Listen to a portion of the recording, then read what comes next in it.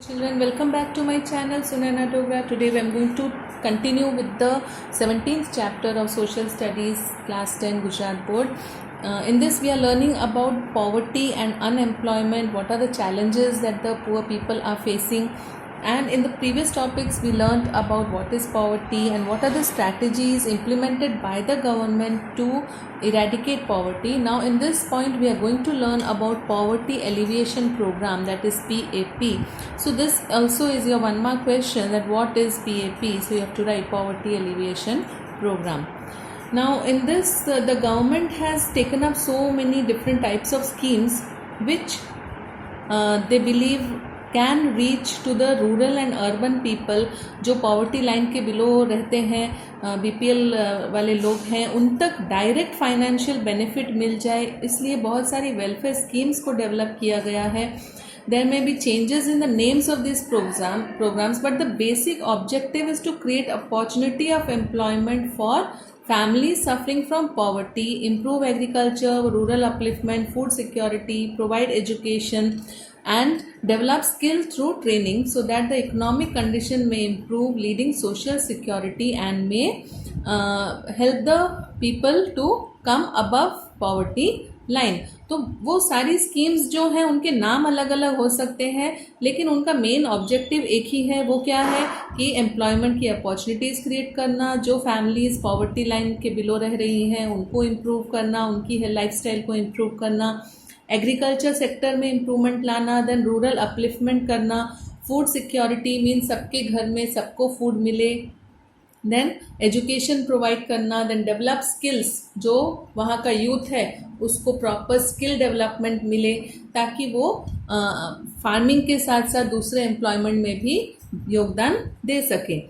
और जो अभी की प्रेजेंट गवर्नमेंट है, स्टेट और सेंट्रल दोनों में ही ये वेलफेयर प्रोग्राम्स को लागू करने के लिए बहुत मेहनत से वो लोग काम कर रहे हैं, और उसकी वजह से जो living standard poor people in the cities है वो इम्प्रूव हो रहा है.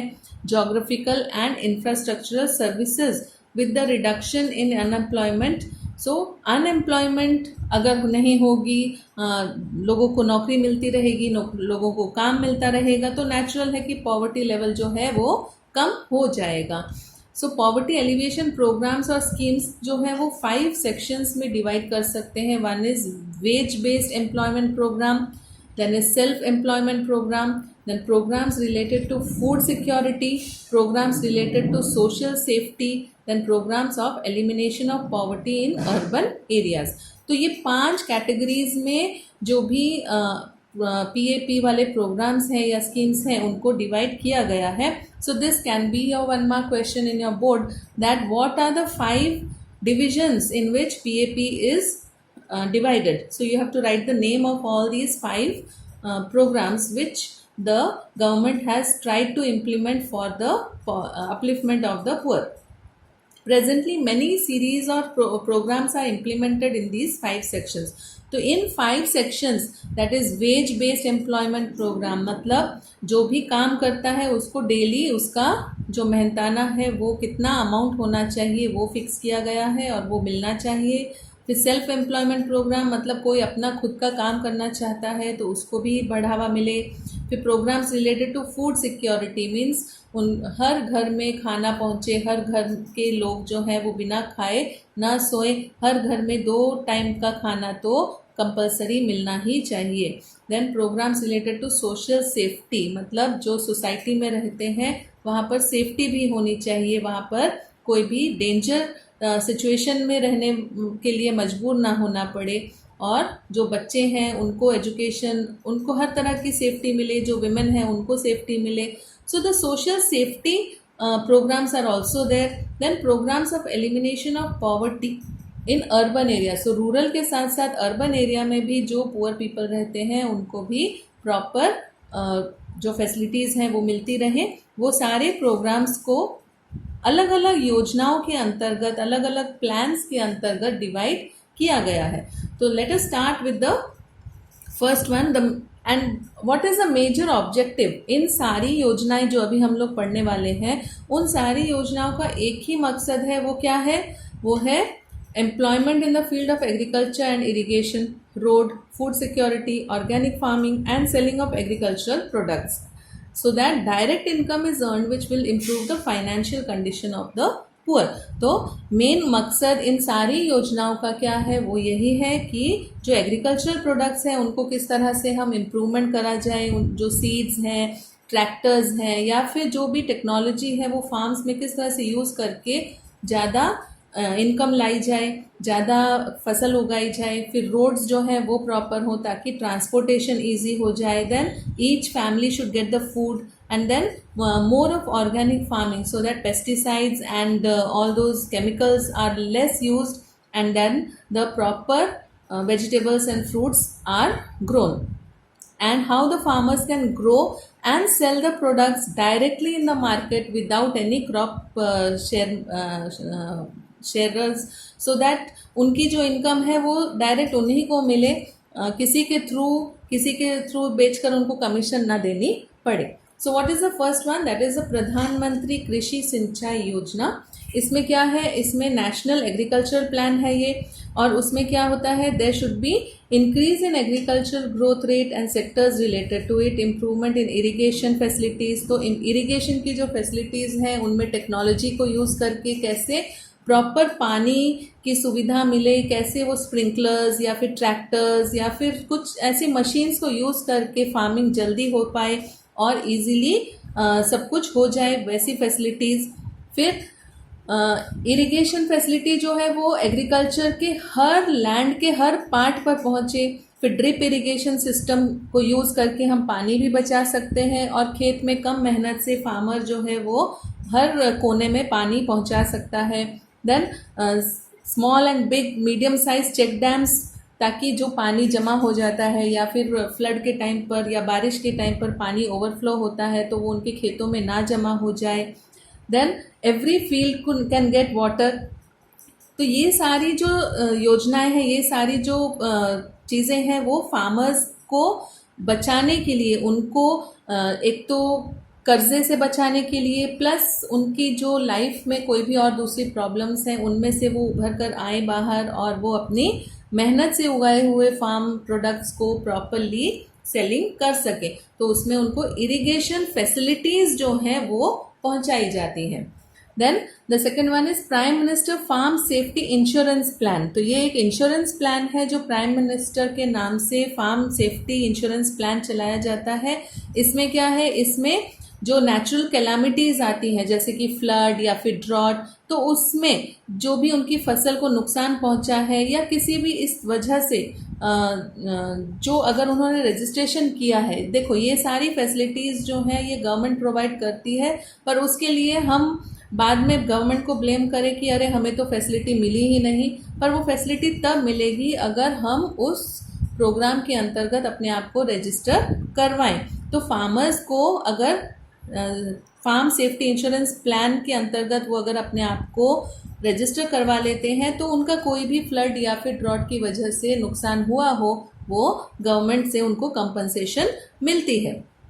तो क्षति मुक्त कृषि भाव पंच ये सेटअप किया गया है जो फार्म्स के प्रोडक्ट्स की प्राइसेस को स्टेबलाइज करता है और उनको फार्मर्स को लेस डैमेज के साथ या फिर लेस लॉस के साथ प्रॉफिट हो जाए.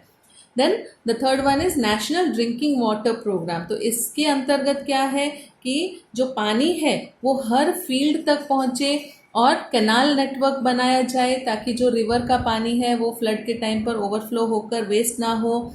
रिवर में से कैनाल्स फील्ड तक पहुँचे, फार्म तक पहुँचे. फिर स्टॉप सॉइल इरोजन.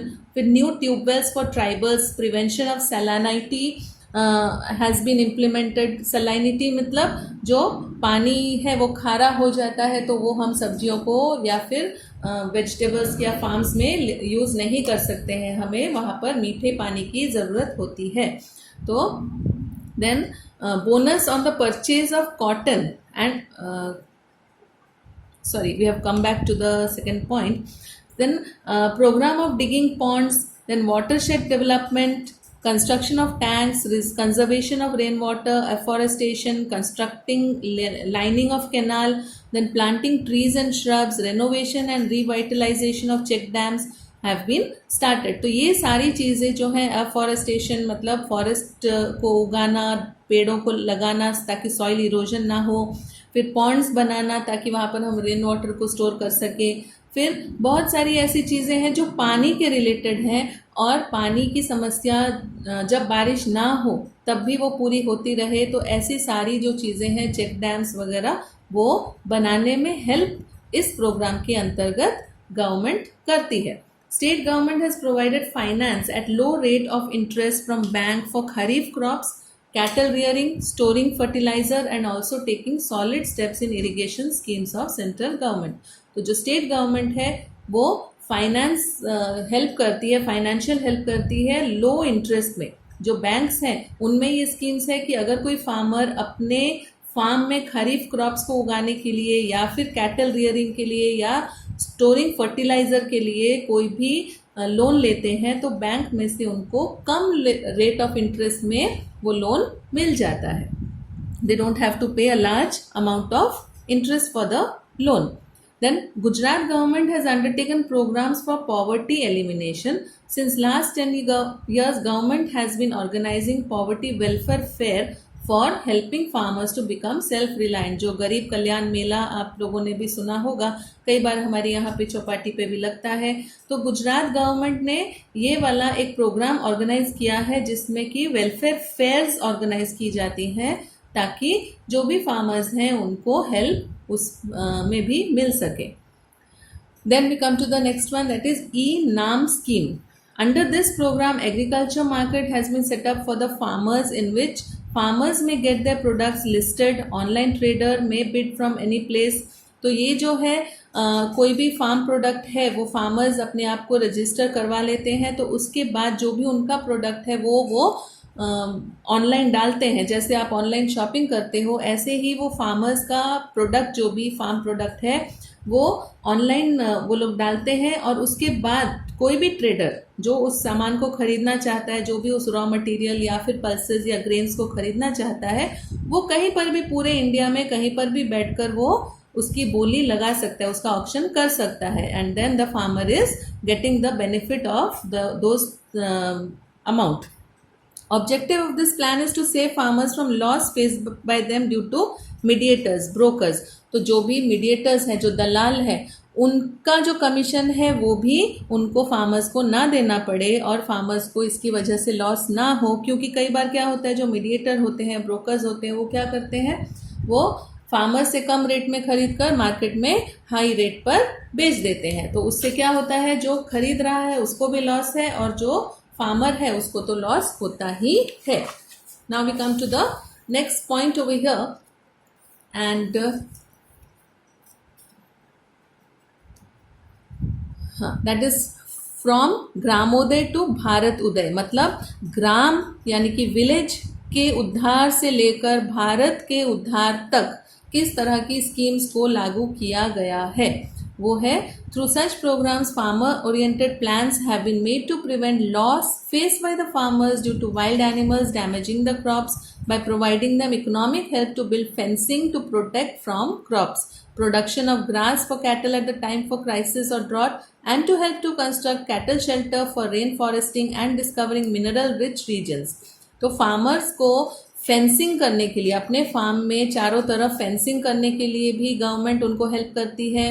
फिर उनको जो उनकी कैटल हैं, गाय बकरी भैंस, जो वो लोग कैटल रियरिंग करते हैं, उन कैटल्स को भी ग्रास चाहिए होता है खाने के लिए। उस ग्रास को प्रिजर्व करने के लिए, रखने के लिए या फिर प्रोड्यूस करने के लिए भी जो गवर्नमेंट है वो उनको स्कीम के अंतर्गत बहुत सारी हेल्प करती है। देन रेन फोरकास्टिंग, कब बारिश आने वाली है, कब तूफान आने वाला है, कौन सी सिंचाई का टाइम है, कब उनको फसल उगानी है, वो सारी चीज़ें भी फोरकास्टिंग की जाती है।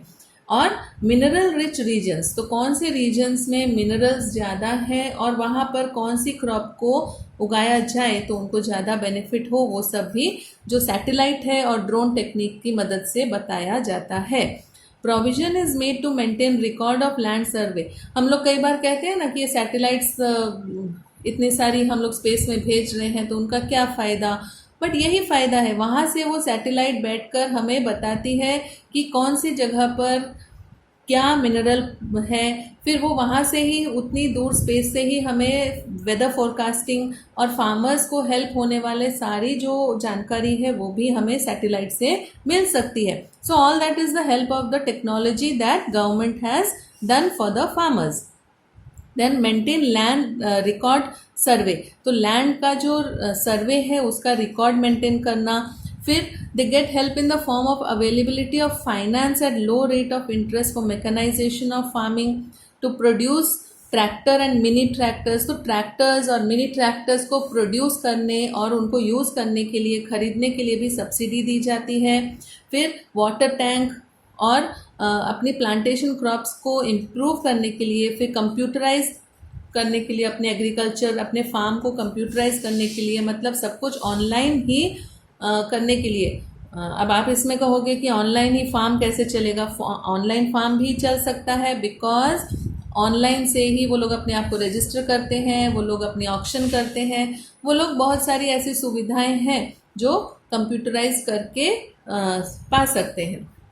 Then testing laboratories are there, जहाँ पर वो लोग अपनी प्लांट्स की जो सीड्स की क्वालिटी है या फिर प्लांट्स की क्वालिटी है वो चेक करवा सकते हैं। Then production of cotton, pulses, spices and then management to see that farmers get a suitable price for making all this. जो भी पॉन्ड्स बनाने में या फिर फेंसिंग करने में या फिर उनके जो भी टैंक्स हैं, ट्रैक्टर्स हैं, कंप्यूटराइज्ड है, या फिर उनको जो भी स्कीम्स हैं उनकी जानकारी लेने के लिए, फोरकास्टिंग के लिए, सब के लिए हेल्प जो है वो कौन सी स्कीम के अंतर्गत है? फ्रॉम ग्रामोदय टू भारत उदय। इसके अंतर्गत जो फार्मर्स हैं उनको बहुत सारी सुविधाएं दी जाती हैं ताकि उनकी जो जानकारी है वो अपडेटेड रहे और वो ज़्यादा इनकम ले सके। Then we come to Deendayal Upadhyaya Gram Jyoti Yojana. इस योजना के अंतर्गत क्या है? आप देखो, इसमें नाम से ही पता चल रहा है, ग्राम ज्योति मतलब लाइट। तो यहाँ पर इलेक्ट्रिसिटी बिना रुकावट के 24/7 डे और नाइट उनको इलेक्ट्रिसिटी मिलती रहे उनके घरों में, उनके फार्म्स में। और उनको जो फार्मर्स हैं उनको जो हम घरों में अपनी इलेक्ट्रिसिटी बिल्स पे करते हैं तो उसका जो रेट है, लेकिन जो ये फार्मर्स हैं उनका रेट उससे भी बहुत कम होता है। एक सब्सिडी रेट डिसाइड किया जाता है गवर्नमेंट से और वो रेट उनको पे करना होता है। और 18,000 विलेजेस में जहाँ पर बिल्कुल इलेक्ट्रिसिटी नहीं थी, इस दीनदयाल उपाध्याय ग्राम ज्योति योजना के अंतर्गत इलेक्ट्रिसिटी फैसिलिटी प्रोवाइड की गई है। सेटिंग अप न्यू इलेक्ट्रिसिटी सब स्टेशंस, जैसे हमारा PGVCL ऑफिस है, ऐसे ही इलेक्ट्रिसिटी डिपार्टमेंट के छोटे छोटे स्टेशंस को हर गांव में सेटअप किया गया है ताकि फार्मर्स को आराम से प्रॉपरली उनकी जो भी फैसिलिटी है वो मिल सके और जो फार्मर्स हैं वो पुअर फार्मर्स अपनी इनकम को बढ़ा सके। Subsidy is also provided for obtaining electricity through solar energy. तो सोलार एनर्जी भी आजकल बहुत ज़्यादा ट्रेंड में है और सोलार एनर्जी के जो पैनल्स हैं वो भी लगाने में गवर्नमेंट सब्सिडी देती है और सोलार टेक्निकल इक्विपमेंट्स को खरीदने के लिए भी गवर्नमेंट हेल्प करती है। Then we come to subsidy under the scheme of Van Bandhu Kalyan Yojana for all round development of Adivasis.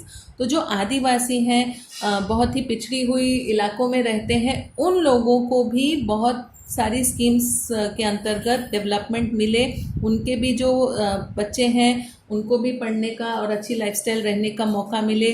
Plus जो आदिवासी हैं वो जिस तरह के भी प्रोडक्ट्स को डेवलप कर सकते हैं, जैसे कि हैंडलूम या फिर जो उनका आदिवासी क्राफ्ट है या फिर जो ट्रेडिशनल थिंग मेडिसिन्स या आयुर्वेदिक है, उन सब को डेवलप करने के लिए भी गवर्नमेंट वन बंधु कल्याण योजना के अंतर्गत आदिवासियों की हेल्प करती है। तो इसमें live stock rearing under comprehensive dairy development and employment scheme है। तो इसके अंतर्गत जो आदिवासी हैं वो डेयरी प्रोडक्ट्स का डेवलपमेंट किस तरह से कर सकते हैं वो भी इसमें लिया गया है। और creeper crops in agriculture and plantation, जैसे कि बहुत सारे ऑर्गेनिक फार्म्स या फिर आयुर्वेदिक मेडिसिन जो हैं वो आदिवासियों को पता होता है कि कौन से पत्तों से क्या मेडिसिन बन सकती है, तो उन सारे प्लांट्स, क्रीपर क्रॉप्स को डेवलप करने के लिए भी आदिवासियों को हेल्प की जाती है गवर्नमेंट के through. Organic farming, grading and packaging, तो Samras hostels and smart ashrams are also established. तो उनके बच्चे जो हैं या उनके जो यूथ हैं उनको रहने की सुविधा मिले और वो इस स्कीम को पा सके, उसके लिए उनको ट्रेनिंग भी दी जाती है और उनके लिए आश्रम्स भी बनाए गए हैं। Then we come to encouragement to organic farming. So in this what do we see that the less fees, मतलब फार्मर्स को रजिस्ट्रेशन करना है एक फीस देकर, और फिर उसके बाद वो फार्म प्रोडक्ट्स को परचेज कर सकते हैं, फिर ट्रेनिंग और एजुकेशन ले सकते हैं, और लो रेट पर इंटरेस्ट देकर वो बैंक से लोन ले सकते हैं ताकि वो ऑर्गेनिक फार्मिंग को ट्रेंड बना सके। और प्रॉपर मार्केट, तो उनका जो भी ऑर्गेनिक प्रोडक्ट है उसको वो प्रॉपरली मार्केट में जाकर सेल कर सकें, ये भी इस स्कीम के अंतर्गत किया गया है। और एनवायरनमेंट को प्रोटेक्शन और reduction in expenditure in agriculture sector are the major objectives of this scheme. So with this we come to the end of this video over here. I will continue with the next point of this topic in the next video, and after this we will discuss about all the other yojnas and the schemes that government has developed for the farmers. Thank you for watching. Please do like and subscribe.